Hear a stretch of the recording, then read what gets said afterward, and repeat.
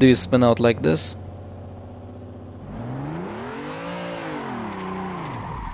Or like this?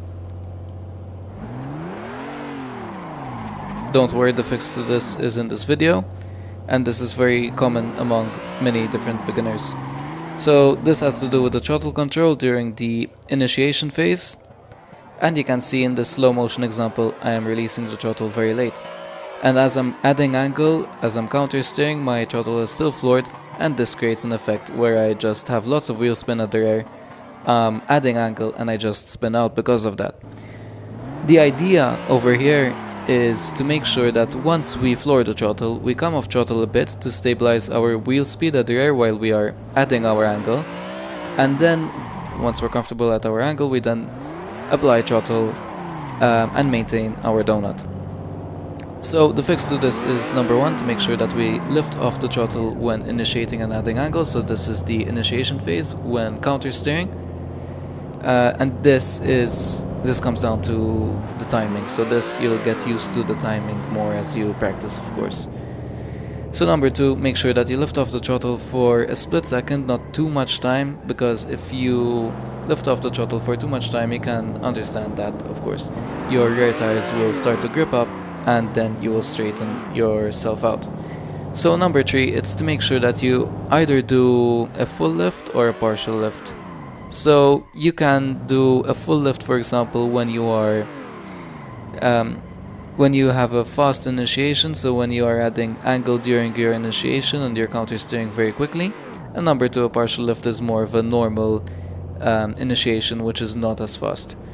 So good examples over here. This is a partial release of throttle, and you can see my throttle inputs over there on the throttle graph on the bottom mid right. That is the green line over there that's moving. So we'll go through it in slow motion, the partial release of throttle. So I'm going to floor my throttle about here, and then as I floor the throttle, I'm going to release, then I counter steer. As I'm counter steering, then I get back on throttle as I feel comfortable at angle, and that is the stabilization phase of the initiation done. Then I get on throttle again to maintain my donut.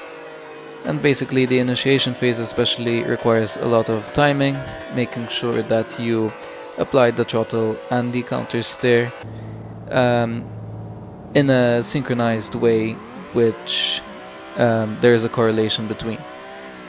So over here you can see on the outside view the inputs are smooth and controlled, and now we'll move on to the full throttle lift. So over here we're going to fully lift off the throttle, so we're going to floor it, we lift off, then we get back on throttle once we are counter steered at a comfortable angle that we want to maintain our donuts at. Then we get on throttle and maintain it. So in slow motion we can see that after flooring the throttle, we fully lift as we are counter steering, then quickly get back on throttle so we don't grip up our rear tires, and then we modulate our throttle to maintain our donut at a consistent angle. So again, this you have to be a bit faster, I'd say, over here. Once you get off throttle, then you really want to quickly get on throttle. So over here, this is why I said that you are probably going to have a fast initiation over here with angle. So we can see over here from the outside that again our inputs over here are smooth, so that's what you want to do. And next we'll say that you want to practice both sides, the left and the right side, because you want to be proficient in both. So if you're interested, I have my SimDrift Mastery ebook linked below. It goes through many different advanced techniques, setups, and even things like preparing to compete, etc. So that you can see in the top link below. If you enjoyed this video and it was helpful, please like and subscribe. Thank you.